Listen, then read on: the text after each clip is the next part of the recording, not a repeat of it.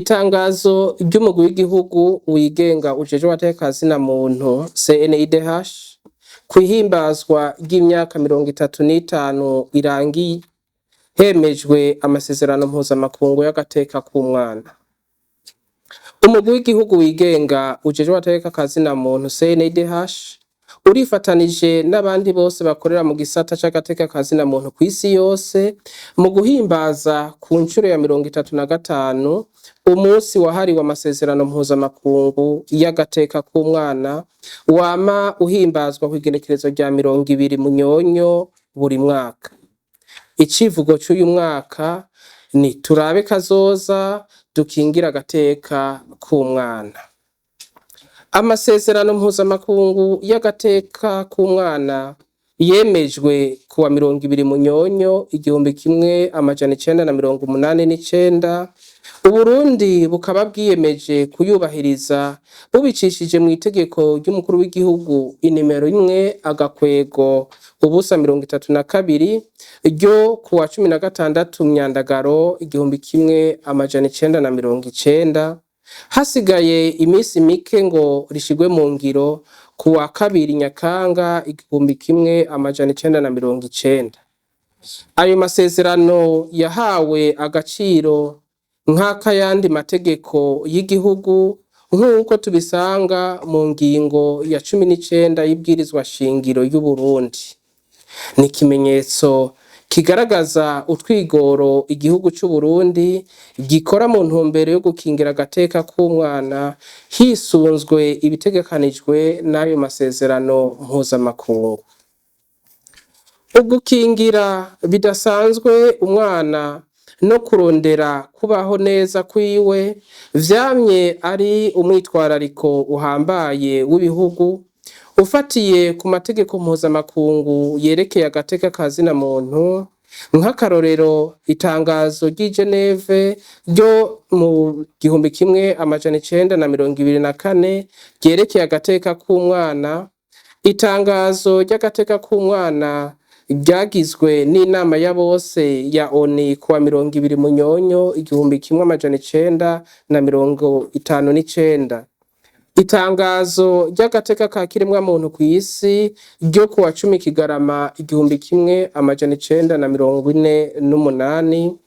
Amasezerano mpuzamakungu yerekeye kwishira no kwizana kw'abantu yo kuwa 16 Kigarama umwaka w'1966 cane cane mu ngingo zayo za 23 na 24.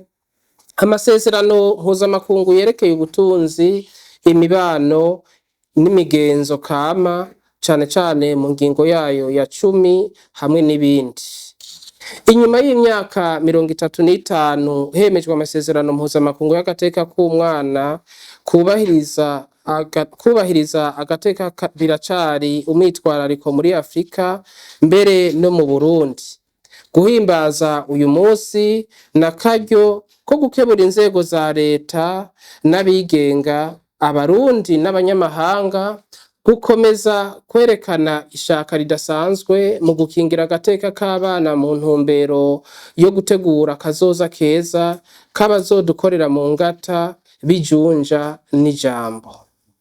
Mu gisata co gukingira agateka k'umwana, umugwi w'igihugu CNIDH urabona ko intambwe y'ivyaranguwe ishemeye. Nk'akarorero, leta iravura ku buntu abana batarashikana imyaka 5. Kugira abana babeho neza kandi bakingigwe, leta y'u Burundi irabaronsa incanco zikenewe mu gihugu cose. Mu ntumbero yo guhimiriza bene gihugu gufasha mu iterambere ry'indero y'abana, leta yarashinze amakomite yo gukingira abana ku rwego rw'igihugu, urw'intara, rwa komine no ku mitumba. Umugwi w'igihugu CNIDH urashima ingingo ya leta y'u Burundi yo kwigisha abana ku buntu mu mashuri shingiro, ubu bagaburira abo banyeshuri mu gihe bikenewe no guhimiriza abana b'abatwa kwiga neza kugira ngo baronse amanota basabwe bace baronka akarusho ko kwiga bari mu ndaro ku buntu. Umugwi w'igihugu CNIDH uremeza neza ko leta yashize mu ngiro umugambi wo kwigisha kudakumira kugira ngo abagendana ubumuga bose bige, na cane cane abatabona, abatumva, abadatambuka neza n'abafise ubundi bumuga, tutibagiye n'abanyamwema. Naho biri uko rero, nta barimu b'abahinga n'ibikoresho vyabigenewe biraboneka. Umugwi w'igihugu CNIDH ubona ko ivyo vyaranguwe bigaragaza ishaka ry'igihugu c'Uburundi mu gukingira agateka k'abana uhereye kw'iyemezwa ry'amasezerano mpuzamakungu yerekeye agateka k'abana kw'isi no muri Afrika, ari mw'ibwirizwa shingiro ry'Uburundi biciye ku ngingo yaryo ya 19.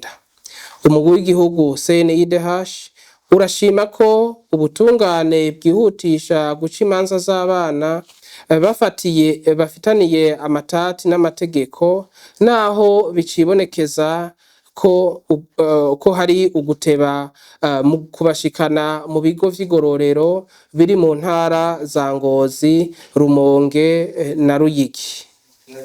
Naho hari ivyateye imbere, umugwi w'igihugu CNIDH ubona ko hakiri utunenge mu gisata co gukingira agateka k'abana.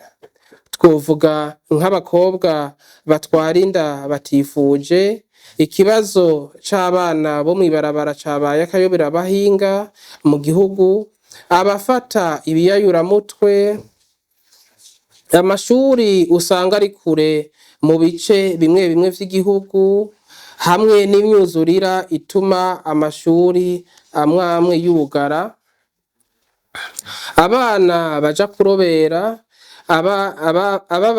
abakozi mu mazu canke ahandi batarashikana imyaka yo gukora y'akazi, hamwe n'ibindi. Akanovera k'inyigisho karabangamiwe n'ibikoresho nyuganirabumenyi bidakwiye, ibirasi bidashemeye, hamwe n'abanyeshuri benshi cane ku buryo bicaranako.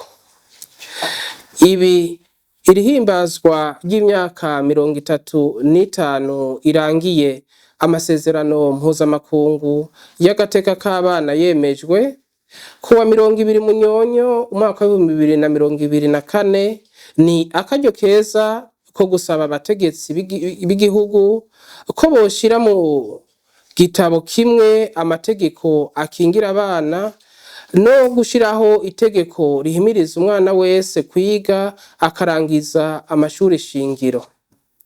Imbere yuko ndangiza iri tangazo, twagomba twibutse abenegihugu bose ko uruhara rwabo ari ntangere mu gukingira abana amabi atandukanye. Ikindi nuko umwe wese ategerezwa gufasha kurwanya urudandazo rw'abana rujaniranya abakuze n'abana, na cane cane mu mbibe duhana n'ibihugu bibanyi. Mu kurangiza, umugwi w'igihugu wigenga CNIDH urasavye leta y'u Burundi kongereza kandi uburyo ishira mu gisata c'inyigisho, gukwiragiza ya mashuri y'akarorero, kwigisha abahinga karuhariwe bo gufasha mu bisata vy'amashuri adakumira abana bagendana ubumuga, gushiraho itegeko rituma abana bose kwiga kandi bagaheza amashuri shingiro, ryiyongera ku ngingo yo kwiga ku buntu. Kubandanya hafatwa ingingo zo kwitaho ku buryo bwihariye abana bafise ingorane, kuronsa amashuri abarimu bakwiye, no kuguma yubahiriza amasezerano mpuzamakungu n'ay'akarere yubahiriza agateka kazina muntu. n'akabana. Twese hamwe duteze imbere agateka ka zina muntu mu Burundi. Murakoze.